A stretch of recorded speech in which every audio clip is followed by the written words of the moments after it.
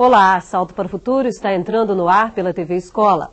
Hoje no Brasil é quase impossível falar em festa popular sem pensar no carnaval. Ao ritmo do frevo, do samba ou do axé, todos são iguais, todos são foliões.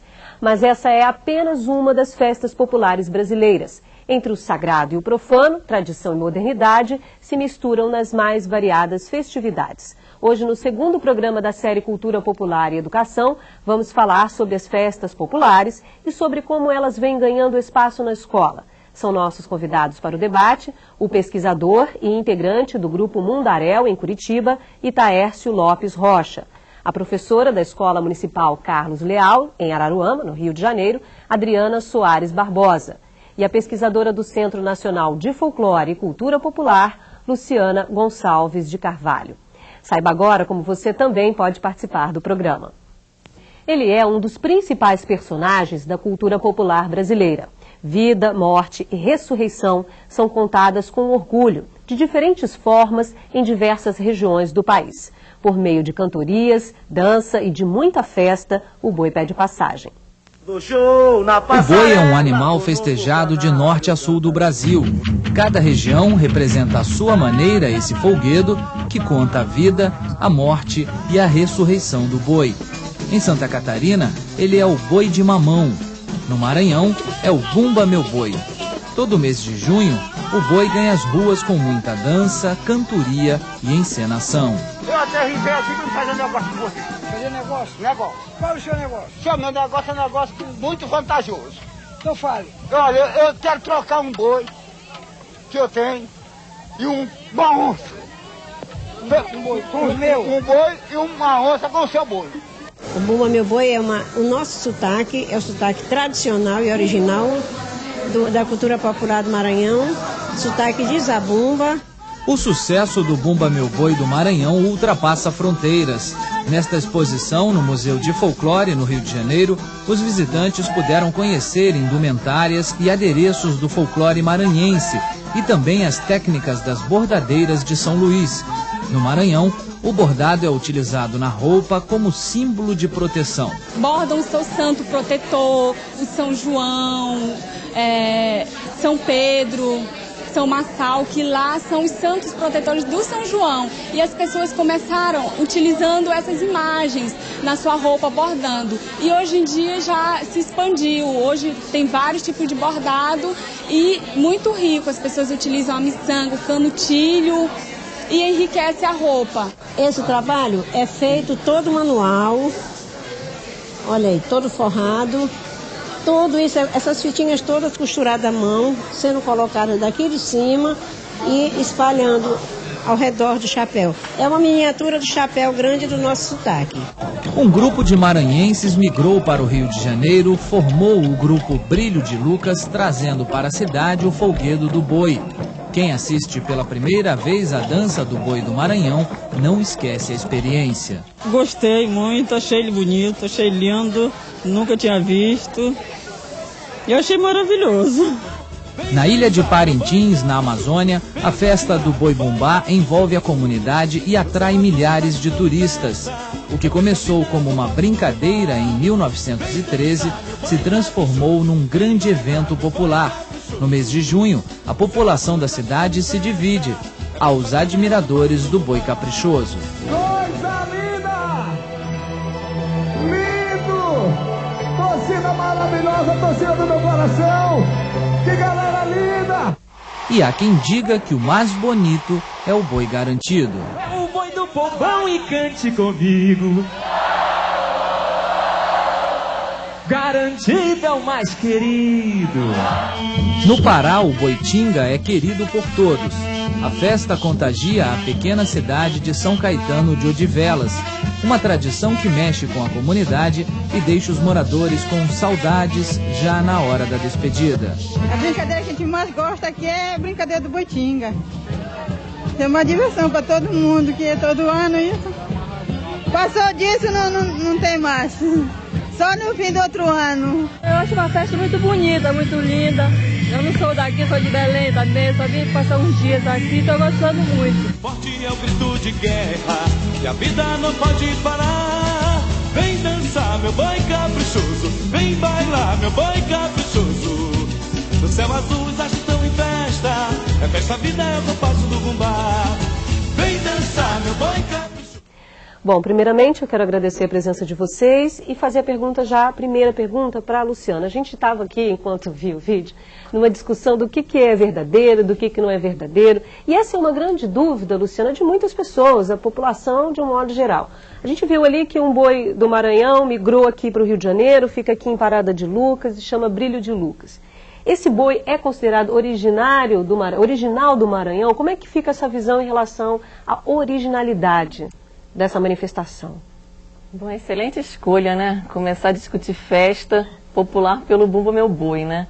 A brincadeira do boi está no Brasil inteiro, tem diferentes nomes dependendo da região, acontece em diferentes épocas do ano, pode estar associado ao ciclo junino, ao ciclo natalino, né?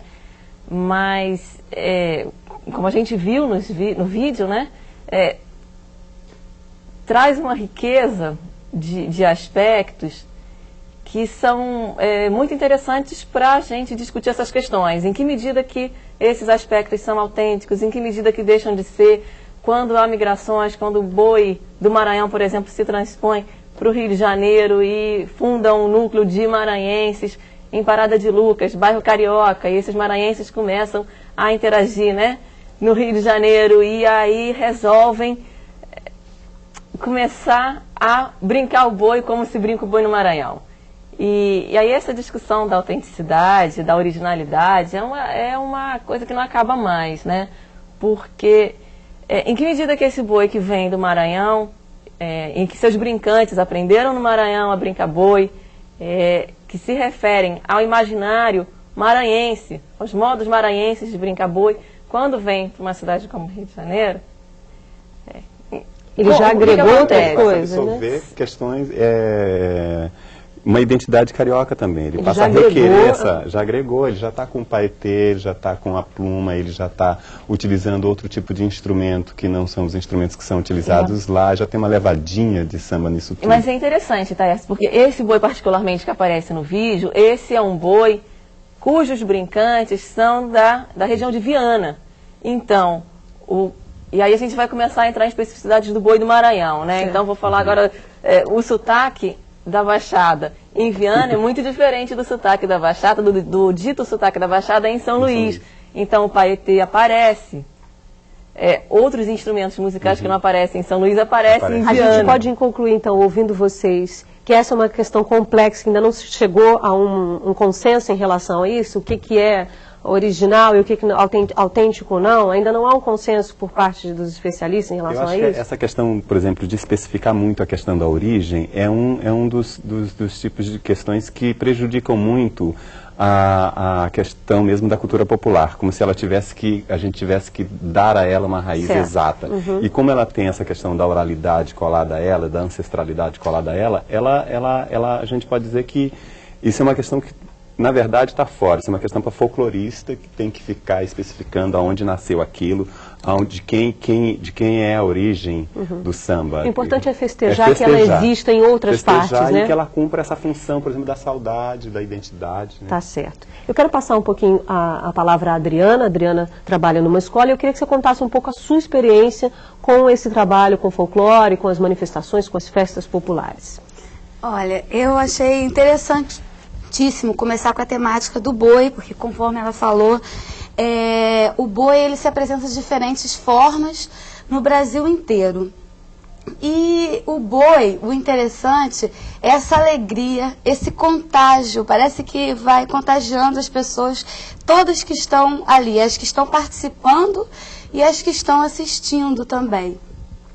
Então, na minha escola em que eu dei aula, em que eu trabalhei, e agora estou trabalhando numa outra escola, o trabalho assim, foi muito intenso na relação com outras festas, não só a festa do boi, tiveram outras festas relacionadas, e foi feito um trabalho também de teatro, muito interessante, sobre o Bumba Meu Boi, usando os personagens do Bumba Meu Boi e misturando com outros personagens da cultura popular. Que a gente conseguiu fazer essa mesclagem sem prejudicar a estrutura do que seria o Bumba Meu Boi, né? E a gente também pode falar de uma riqueza grande dessas manifestações folclóricas, principalmente porque no teatro, na dança, você também não trabalha só isso. Você pode trabalhar outras coisas. Você pode trabalhar, quando você trabalha o boi, você junta uma turma e aí vamos construir o boi, você está trabalhando educação artística, arte, como artesanato também, a bordadeira falando ali, que foi interessante bordar o boi, né? Então, não se limita a um aspecto, né? Ele é muito amplo. Ok, a gente já tem perguntas com a Mônica, né, Mônica? Tenho sim, Bárbara. A Maria José Santos Ferreira Gomes, de Sobral, no Ceará, ela diz que todo ano tem uma amiga que comemora lá em Sobral a festividade de Santa Bárbara, que é uma festividade baiana, que é comemorada em Sobral, no Ceará. Ela quer saber se pode entender isso como folclore ou cultura popular. Itaércio? Olha, esse catolicismo festeiro brasileiro, graças a Deus, criou dentro da sua comunidade essas festas todas, né? É bom que a gente veja isso tudo como fruto, né, produção de conhecimento das populações brasileiras, fruto dessa miscigenação e dessas misturas. Então, uma coisa que vem da Bahia vai para o Rio de Janeiro, ou vai para Sobral do Maranhão, vai para Parintins, vem para o Rio de Janeiro, do Rio de Janeiro vai para lá. E são produções de conhecimento, e como produções de conhecimento, acho que a gente tem que ver como cultura popular, cultura do povo brasileiro, dessa parcela da população que tem esta potencialidade de criar essas festas todas misturando profano e religioso e misturando inclusive as áreas de expressão artística, como você estava falando, né, Adriana? Que é a possibilidade de trabalhar com essas manifestações, é a possibilidade de abrir um leque onde você não afunila numa única linguagem. Não é só a música, é a música junto com o bordado, que tem o teatro dentro, no meio, que tem a construção da máscara, que tem a construção da coreografia, isso tudo. Eu acho que a gente tem que ver como produção de conhecimento popular. Ok, Luciano do Tocantins já está aguardando a gente. Olá, Luciano. Olá, boa noite. É um prazer imenso estar participando deste programa aqui do Teleposto da Escola Estadual Joaquim Francisco de Azevedo, em Taipas do Tocantins. As festas populares fazem parte do cotidiano dos brasileiros e a escola não pode ficar à margem dessas comemorações. Pergunto aos convidados como devem proceder os professores para aproveitar estes espaços em prol de aprendizagens significativas, evitando simplesmente a festa pela festa. Boa noite e obrigado. Obrigada a você, Luciano, pela participação no programa de hoje. Volte mais vezes. Luciana, por favor. Bom, como é que você vê essa questão com uma pessoa que estuda o folclore, por exemplo? Como a escola pode se colocar diante dessas questões em relação ao folclore? Ele fala ali das comemorações que a escola geralmente faz, naquelas festas, naquelas datas já conhecidas. E outras? Olha só, não é exatamente meu campo de atuação, lidar diretamente com escolas, mas eu penso o seguinte, que pelo menos o incentivo ao conhecimento e o incentivo à eliminação de preconceitos, porque é uma coisa que a gente tem muito. Se fala do popular, se fala dessas festas que o povo faz, as pessoas desconhecem, mas já preconcebem, é uma coisa confusa e é uma coisa que acontece muito também na literatura sobre o assunto. É confuso, é disparatado, não tem sentido, é só uma bagunça, é uma bebedeira, e com isso se encobrem diversos sentidos que são fundamentais para essas manifestações, e eu acho que a escola, os professores e quem está lidando com a educação sempre pode contribuir para, pelo menos, minimizar e favorecer o conhecimento, né? Se a gente vê a festa, por exemplo, como o espaço onde o popular repassa o seu conhecimento, ele produz e repassa o seu conhecimento dentro do ambiente da festa. Então, a festa, só a festa em si, o espírito, a questão de festejar, e é uma coisa que você não faz sozinho, você faz junto, só você está trabalhando esse sentido do festejar, da coletividade, da comunhão, da comum união de todos em volta de um tema, e só isso já é o suficiente para você abrir um leque de trabalhos muito grande, né? Tá certo. Mônica, temos perguntas? Olha, o que me parece, ele até já respondeu, mas vamos lá. Silane de Anápolis, Goiás, quer saber se qualquer tipo de festa, seja religiosa, popular ou indígena, mas contendo fundo cultural, pode ser considerada como uma celebração folclórica. Eu não trabalho com essa ideia de folclore, porque, assim, como o professor Inami, que é um pesquisador lá do Paraná, fala que quem faz folclore é o pesquisador que vai lá fazer. A pessoa que está fazendo Bumba Boi, por exemplo, ele brinca o Bumba Boi, ele representa o alto, a comédia, faz a matança, ele não se refere àquilo que ele faz como folclore. Eu trabalho com essa visão, com essa linguagem. Então, assim, todas as festas brasileiras, todas as festas comunitárias, populares brasileiras, elas trazem sempre um elemento de cultura dentro, vamos dizer assim, artístico dentro, né, de teatro, de música e de gestos, de construção de objetos e tudo mais. Essas festas todas, eu acho que elas são produções de conhecimento do povo brasileiro, e elas têm que ser trabalhadas como isso, como essa elaboração, como por exemplo a gente viu no bordado. Tá elaboração do bordado é muito sofisticada. Essa trama de ressurreição, morte e ressurreição, é sofisticada, é universal, é humano. Tá na humanidade inteira. Assim, é fundamento do humano. E se a gente for trabalhar por aí, a gente não vai ficar fazendo distinção entre o que é folclore e o que não é folclore. Vai lá, vê o que está acontecendo, o que o povo está produzindo e como ele está produzindo. Não é só ter a festa como tema, mas ter a festa também como metodologia, como encaminhamento. Quais são os encaminhamentos que as pessoas cumprem na festa, né? Quais são os processos? Né? Tem a questão da devoção ou não tem a questão da devoção? Como é que são feitos os ensaios? Porque isso que você está falando agora, eu acho que assim fica claro para a pergunta do Luciano, que ele fala assim, e não sair da festa pela festa. Eu fico imaginando o que ele deve estar pensando, sai da festa e não levou nada daquilo. Foi festejar por festejar e pura e simplesmente eu não levei nada daquela comemoração. Eu acho que nessa sua questão agora vai o caminho da pergunta do Luciano. Mas agora a gente tem a pergunta da Ana Cláudia, do Amazonas. Olá, Ana Cláudia. Eu sou a professora Ana Cláudia, orientadora de aprendizagem.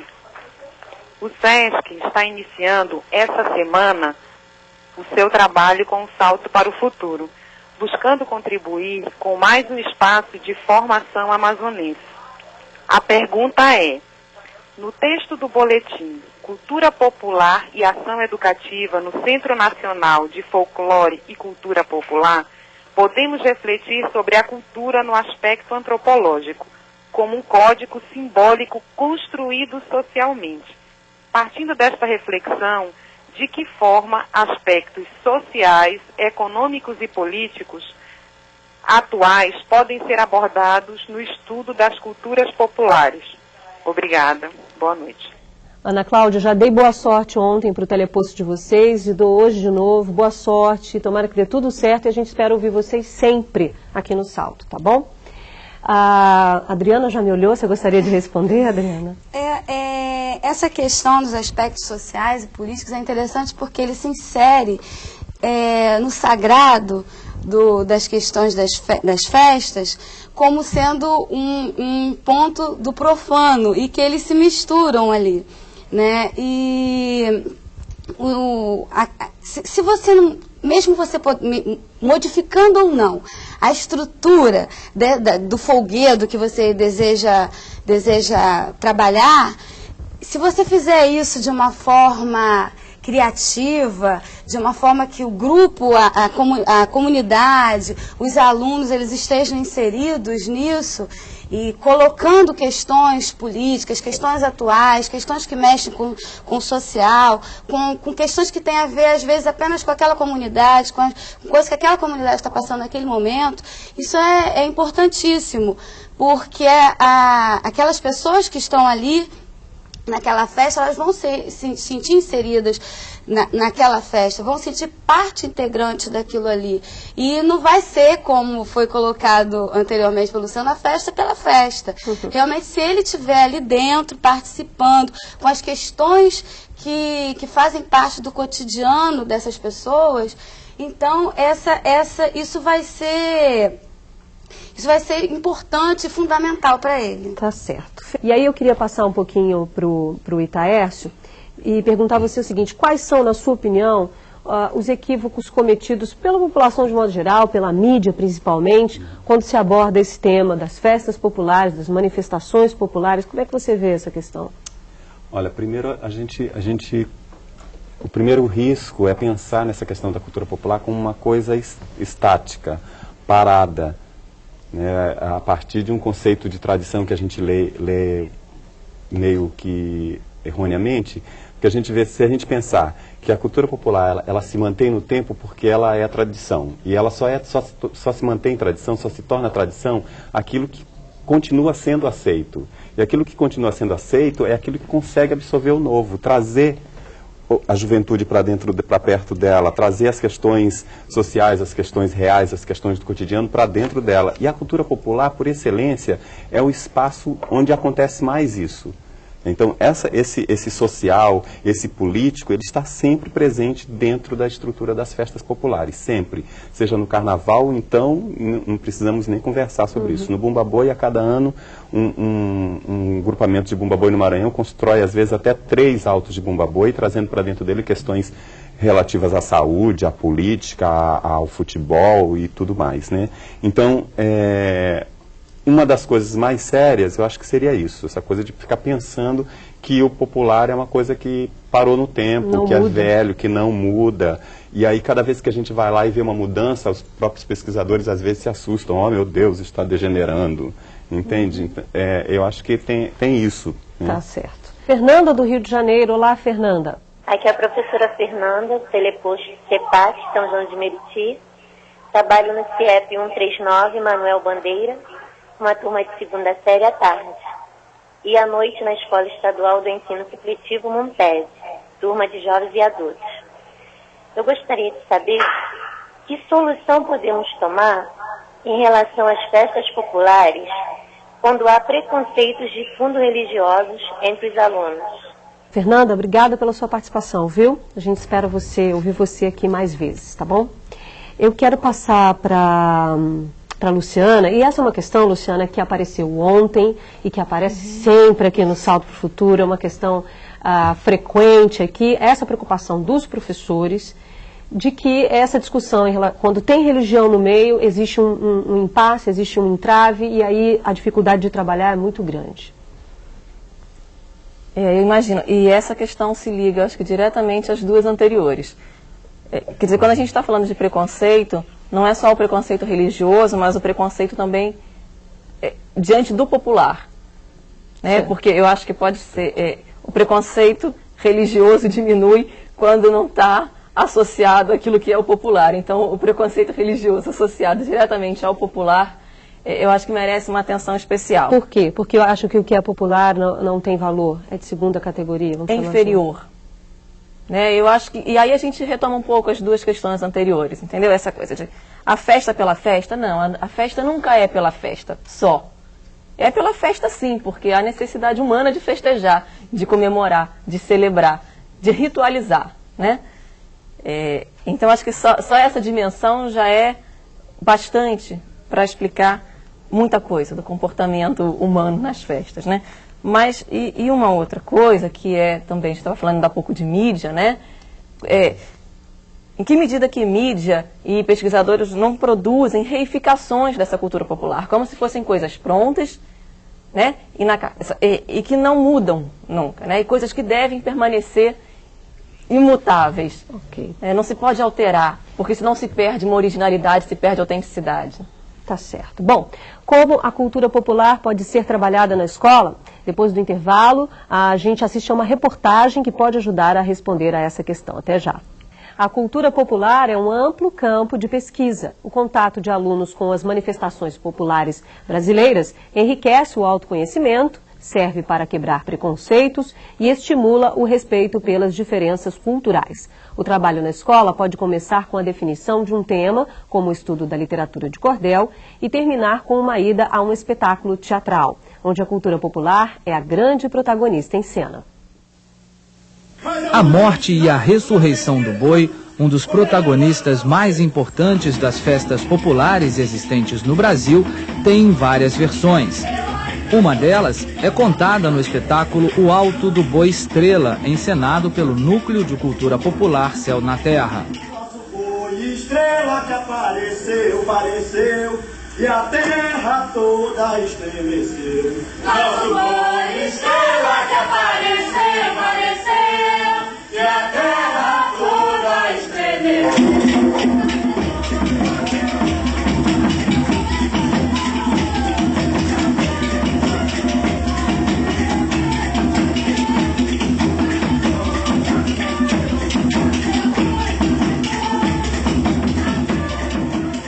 Boi, que é esse, ele não é um folguedo que existe apenas no Nordeste, e a cultura popular muito menos. Então é algo brasileiro mesmo, né? Vamos dizer, o boi tem no Brasil inteiro. No Rio de Janeiro a gente tem o boi pintadinho, né? Então a gente pegou uma mescla disso. Utilizando a linguagem dos teatros populares de rua, o espetáculo apresenta personagens típicos da literatura popular, como o Coronel, que é dono do boi e homem temido por todos na região. O personagem que representa o grande fazendeiro, o dono das terras, e o empregado é o pai Francisco. Pai Francisco! Sabe que eu te chamei aqui? Sei sim, por quê? É que eu estou procurando um homem assim corajoso, destemido, de confiança. Ih, coronel, pode perder a esperança, né? Homem aqui, é só olhar pra sua sombra que se borra que nem criança. Assistir à encenação do Alto do Boi Estrela foi o desfecho de um trabalho sobre cultura popular desenvolvido por uma turma da 8ª série do ensino fundamental da Escola Municipal Laudínia Trota, no Rio de Janeiro. Na história, o coronel, dono do boi, pede a pai Francisco, seu empregado, para cuidar do animal enquanto estiver viajando. Mas pai Francisco, para atender a um desejo de Catirina, sua esposa grávida, corta a língua do boi Estrela. Quando o coronel volta de viagem... Pai Francisco! Pronto, senhor! Por acaso esse é o boi que eu deixei você tomando conta? Foi ele mesmo! Caído desse jeito! É mesmo, bicho! O meu boi tá morto? Tá nada, ele ganhou! Só vai ficar você, seu caba safado! Posição número 1! Não, coronel, não! Posição número 2! Não, coronel! É agora que tu apanha mesmo! Mas com a ajuda de uma curandeira, outro personagem da tradição brasileira, o boi ganha fôlego de novo e ressuscita para a alegria de todos. Foi exatamente como a gente estudou, né? As falas, o jeito deles agir, os modos da culturas que são diferentes lá no Nordeste, de vários outros estados. Há no Rio de Janeiro um certo preconceito contra o nordestino, eles próprios entre si. Então houve no início eles falam errado, professor, e foi bom porque nós pudemos colocar essa questão dos regionalismos e tal. Então aproveitamos para discutir o preconceito. A gente deve respeitar muito a origem dos outros. Depois desse espetáculo eu gostaria de conhecer o Nordeste.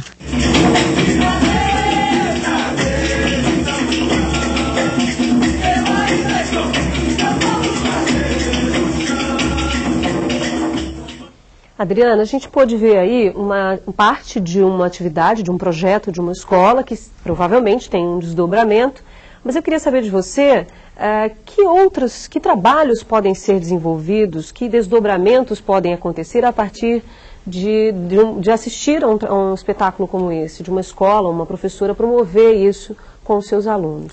Bem, é riquíssimo, né, o trabalho com o teatro, levando os alunos ao teatro.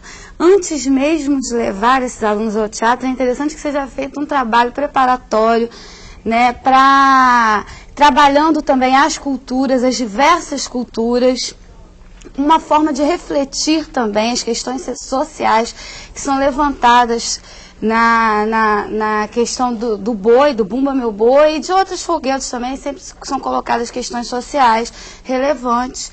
E colocar essas questões, refletir, nesse caso, a questão do patrão, né? Do patrão subjugando, no caso, o pai Francisco, que seria o empregado. E o boi também, ele é um personagem assim que ele é importantíssimo em todas as culturas, né? Porque ele fala da carne, do alimento, da comida, né? Então isso é uma coisa, uma questão de ter poder também, né? E trabalhar isso na escola é importante por quê? Porque o aluno vai poder refletir essas coisas e daí vai poder criar novas possibilidades. Ele não precisa ficar parado assim, vou assistir a peça de teatro e daí eu não discutir nada e também não se produzir nada. Daí pode ser produzido várias coisas. E até mesmo, desculpa de interromper, fazer relações com outras peças, com outros folguedos, com outras manifestações de outras regiões, perdão. Seria por aí, né? Isso. Ok, Antônio do Rio de Janeiro, olá. Eu sou Antônio Jonas, coordenador da Animação Cultural da CR8, Baixada Litorânea 2. Estou falando do Teleposto Polo de Maricá. Estamos aqui reunidos com professores, animadores culturais, alunos de formação professores e direção. A pergunta é a seguinte: como os profissionais da educação poderiam utilizar as festas populares ou folguetos para aumentar a convergência sadia dos credos, a fim de discriminar a situação da comunidade escolar que acontece? Um exemplo, dia de Cosme e Damião, é sabido que se dá doce em todos os lugares. Porém, no dia das crianças, é também dado doce, brinquedos e tudo na escola. Como poderiam fazer isso ficar mais firme dentro da escola, para poder unir esses grupos? Itaércio, por favor. Eu acho que essa questão das convergências dos credos, eu acho que a gente tem que observar bem essas manifestações, que nessas manifestações todas você vai sempre encontrar um pouco da africanidade, das religiões que vieram da África para cá, as questões caboclas dos índios e brancas que para cá vieram, quer dizer assim, esses festejos, entre aspas, católicos, estão impregnados já dessas outras religiões. Me parece que a formação brasileira, do povo brasileiro, ela já sintetizou algumas coisas dessa mistura. Ela já miscigenou tudo. Então, assim, a gente já fez essa mistura. Se a gente olhar com calma, com tranquilidade, a gente vai ver que essa convergência é um pouco que já aconteceu. Agora, a gente pode ver como é que as pessoas de outras religiões podem trazer questões paralelas àquela manifestação. E depois tem assim, eu acho que a gente está muito preocupado, como é que eu vou fazer para aquele aluno que tem preconceito, que não quer brincar, o bumbabã? Eu entendo muito dessas coisas assim como sendo a gente propor que ele observe, que ele faça o registro, que ele traga questões da religião dele, por exemplo, relativos à ressurreição, como é que isso está sendo pensado dentro da religião dele, porque qual é o tema central do boi, né? A perda e recuperação de algo muito querido. Como é que isso acontece dentro das outras religiões? Como é que você trabalha a perda e a recuperação do ente querido? Como é que você trabalha a ressurreição? Trazer isso, e quem não puder dançar, quem não pode dançar, quem não pode cantar, quem não pode tocar, pode escrever, pode perguntar, pode olhar, pode ser esse observador de fora, pode ser essa pessoa que encaminha uma pesquisa junto à comunidade. Tá certo. Mônica, agora é com você. A pergunta da Andréia Rodrigues, de Nova Rosalândia, no Tocantins. Percebemos que muitos professores não fazem uso das danças e folguedos, de como surgiu, qual foi a primeira manifestação popular, o que se originou realmente no Brasil e o que foi transformado ao chegar aqui. Como vocês analisam essas questões? Essa temática pode e deve ser discutida em sala de aula? Luciana, por favor. Eu acho que a temática pode sim ser discutida em sala de aula. Agora a questão, o que surgiu exatamente no Brasil, o que não surgiu, por quê, quando foi, eu acho que nunca vai ser respondida, né? Uma temática que nunca vai ter resposta, né? Mas, de qualquer maneira, eu acho que sim, que pode sim ser discutida em sala de aula.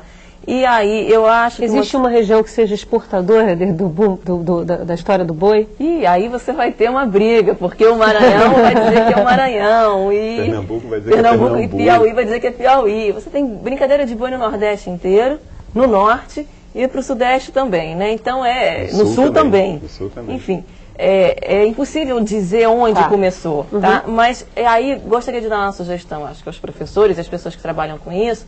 Além do espetáculo teatral, que foi tema do bloco anterior, uma coisa que eu acho que é muito interessante é você ter acesso, ou dar acesso para os estudantes, àquelas pessoas que fazem, de fato, a brincadeira tal como ela é. E não só aquele ator, ou músico, que vai encenar a brincadeira, porque isso já é uma leitura a partir da brincadeira. Então, e a gente sempre tem. É uma coisa que acho que não é muito difícil, você ter acesso a um brincante de Bumba Meu Boi, seja aqui no Rio de Janeiro, e não é só o boi pintadinho, a gente tem um maranhense brincando boi aqui no Rio de Janeiro, que pode falar sobre o boi do Maranhão. Por aí, levar as próprias pessoas, aqueles que fazem, ao espaço da escola. Ok. Naira, do Tocantins, está aguardando. Olá, Naira. Do teleposto da Escola Paroquial São Pedro, e a minha pergunta é a seguinte. A maioria das festas populares tem raízes na cultura negra. Então, como trabalhar esse tema de forma que contribua para acabar com o preconceito entre as crianças? Obrigada e boa noite. Adriana? Bem, as festas populares brasileiras, ela tem uma mistura, ela não, assim, não tem só uma origem negra, a maioria das festas que são religiosas, elas geralmente chegaram de Portugal também, e chegando aqui os negros acabaram entrando nessas festas, né? E como trabalhar essas festas com, por exemplo, o maracatu, que é uma manifestação mais ligada à cultura africana, eu acho que a gente tem que respeitar que existem várias formas de se trabalhar, mesmo porque quando chega, a maioria das pessoas questionam essas coisas por causa da religião, porque há um preconceito, sim, em relação às religiões africanas, porque por muito tempo, historicamente, o Brasil veio valorizando a cultura europeia, né, as religiões que vinham da Europa. Então as religiões indígenas, as religiões de origem africana, elas realmente tiveram sofreram preconceito e precisaram se misturar, e de forma que pudesse ser encaminhado. Então é importante que isso seja trabalhado, é importante que isso seja discutido antes de se trabalhar essas manifestações com as crianças, de todo o processo histórico por qual atravessou essas festas. Thaís, queria comentar? Eu acho que a maneira mais bonita, ainda mais fantástica mesmo, mais eficiente de quebrar com esses preconceitos é cantar, dançar, brincar, festejar. Essa daí é a forma mais eficiente, né, para se aprender sobre essas questões e para quebrar esses preconceitos. No momento que você consegue cantar um bom samba, que você consegue cantar uma boa toada, tocar bem uma matraca, e tocar uma matraca de bumba boi parece simples, mas é uma coisa muito sofisticada e que dá para a pessoa que toca uma sensação muito concreta de poder mesmo e de conhecimento. A forma mais bonita de quebrar essas coisas ainda é cantar, dançar e brincar. Posso. Ok. Eu vou te pedir só um minutinho, porque a Nazaré do Rio de Janeiro já está aguardando, tá bom? Oi, Nazaré. Oi, Bárbara. Boa noite, Salto, e boa noite aos colegas do Brasil. Sou a professora Nazaré, orientadora do teleposto CEPAC, São João de Meriti, hoje com animadores culturais, coordenadoras e professores locais. Em seu livro Festas Populares Brasileiras, o professor Carlos Rodrigues Brandão, que também é antropólogo da Unicamp, cita que, obrigados ao tempo e à lógica do trabalho produtivo, sempre fomos seres voltados à realização de um profundo e permanente desejo de imaginação, de ócio e de festejo. Inútil dizer que assim tem sido porque faz parte da natureza humana. Por que será que se refere à nossa presença em festas como elementos do folclore numa ação do presente, quando diz: os homens não se entregam à festa apenas porque são naturalmente lúdicos? Um abraço e obrigada. Nazaré, muito bom ouvir vocês, saber que a gente já começou o ano e vocês estão acompanhando aí, vocês aí de São João de Meriti, estão acompanhando o Salto, tá bom? Obrigada mesmo e eu espero você amanhã, tá ok? Por favor, Luciana. Já emendo nessa pergunta, por favor, porque fique à é o vontade. seguinte, o que eu queria completar é a melhor maneira de conhecer, compreender a festa, eu acho que é fazer a festa pela festa e poder experimentar, vivenciar o gozo que ela proporciona, porque eu acho que é isso que é a festa. Então, e aí quando a outra telespectadora pergunta, né, como, né, por que participamos das festas, né? Não é só porque somos lúdicos por natureza, mas porque é nas festas que nos identificamos, nos reconhecemos, não só porque gozamos nas festas, mas porque vamos forjando nelas as nossas identidades para nós mesmos, para os outros, né? Que vamos nos recriando sempre. Então, e aí, mais uma vez, a história do Bumba Meu Boi é bastante exemplar para essa situação. É uma história de vida, morte, ressurreição. E assim são os ciclos festivos. Começam esse ano, né, vivem, morrem, se encerram, e aí todo aquele grupo fica esperando o ano que se segue para recomeçar tudo. E acho que por isso fazemos festa. A gente viu até uma pessoa dando um depoimento desse no segundo vídeo, né? Que pena que acaba, só no ano que vem. Cleiriane do Tocantins. Olá, Cleiriane. Boa noite a todos, bom trabalho a vocês. Nós somos o Teleposto de Caseara, no estado de Tocantins. Sou cursista, coordenadora pedagógica do Colégio Estadual Trajano de Almeida. Se a escola busca em sua integridade e em seu trabalho conscientizar a respeito do uso de drogas lícitas e ilícitas, como trabalhar o carnaval, uma das festas mais populares do Brasil, que na sua essência tem no álcool e nas drogas seu ponto de partida. Não há um antagonismo de ideias? Itaércio. A essência do carnaval não é, nunca foi, nunca será o uso da droga. A essência do carnaval é a alegria, é a possibilidade de estar junto, cantando, festejando e criando e desenvolvendo enredos.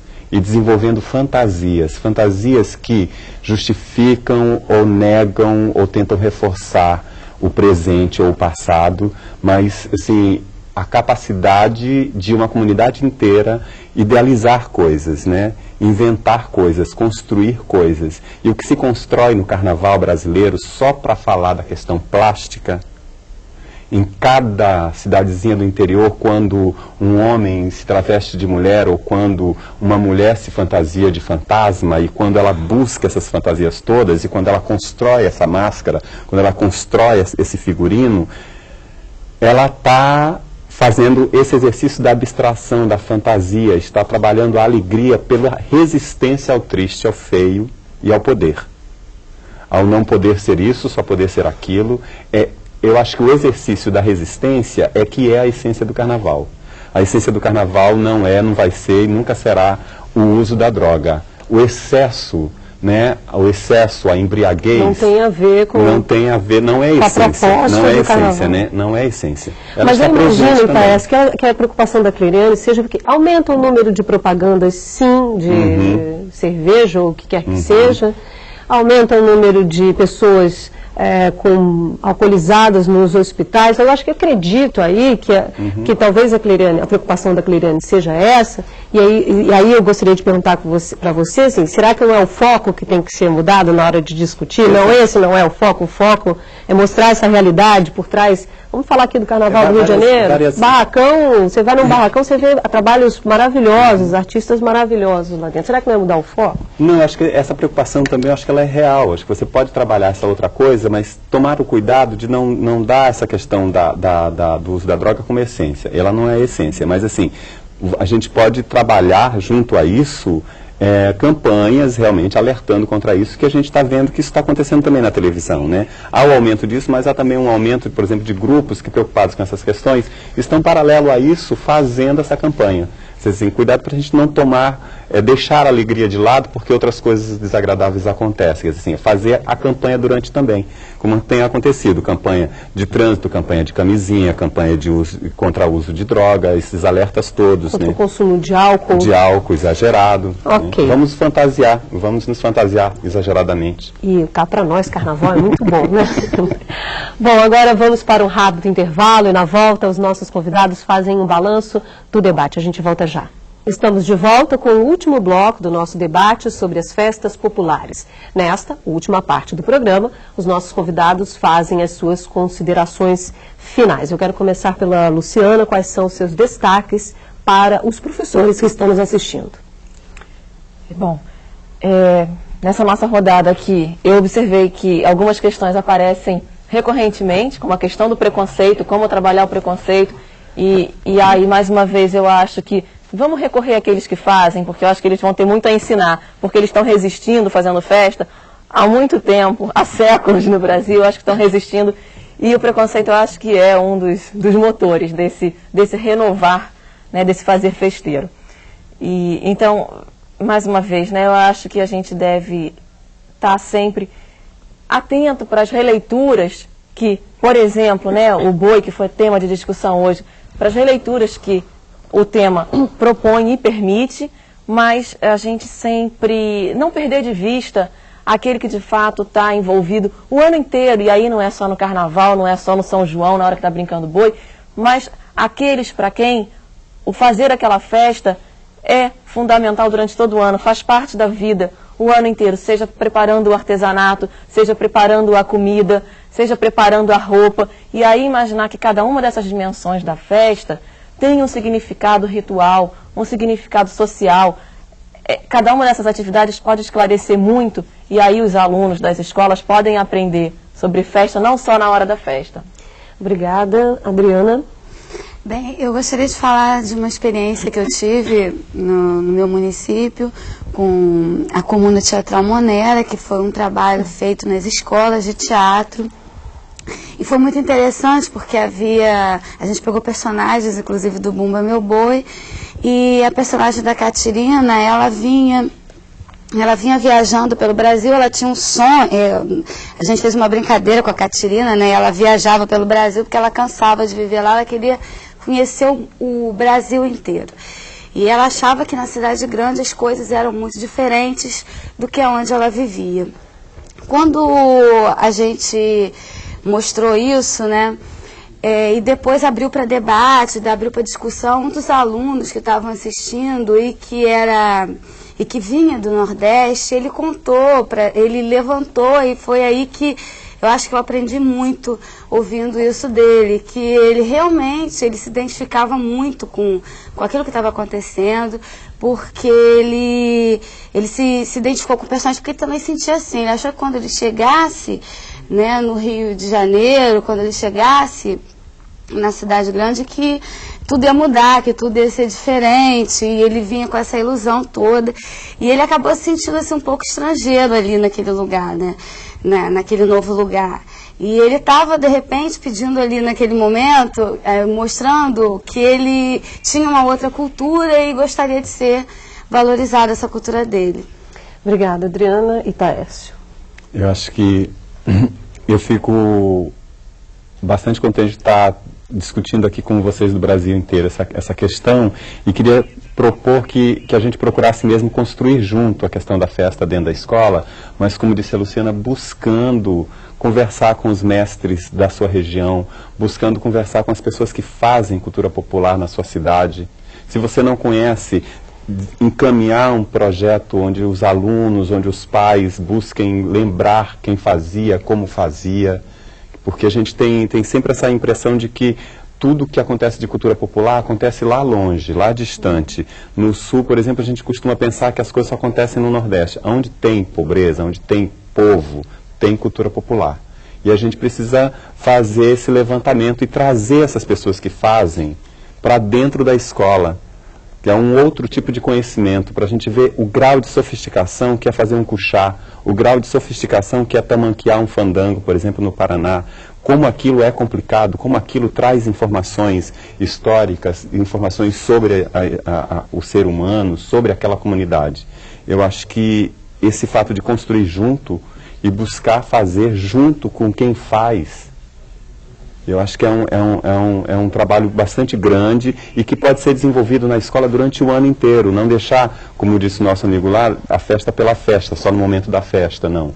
Buscar construir isso durante o ano inteiro. A escola precisa abrir, porque a cultura do povo é que está batendo na porta dela e abrindo. Não é a escola que está indo à cultura popular, é a cultura popular que está escancarando as portas da escola, e a gente tem que estar atento para isso.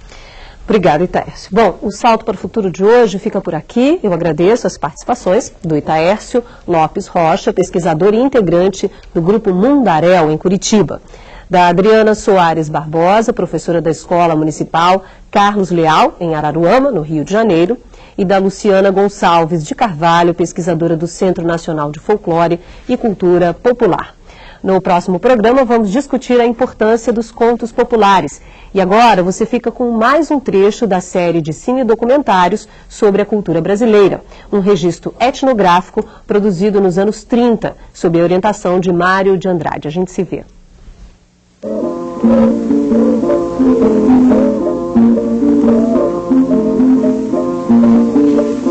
O Bumba Meu Boi é um alto popular de origem europeia, encontrada em diversas regiões do país e com acentuadas variações. Ainda hoje, o Bumba Meu Boi existe em quase toda a costa do Nordeste. Outros tipos são o boi de mamão, em Santa Catarina, e o boi bumbá, no Pará e no Maranhão, onde ele se apresenta mais variado e mais rico. Na dança, há um pequeno enredo contendo a morte e a ressurreição do boi, seu personagem principal. O bailado termina com a representação da matança do boi e a distribuição de sua carne entre os presentes.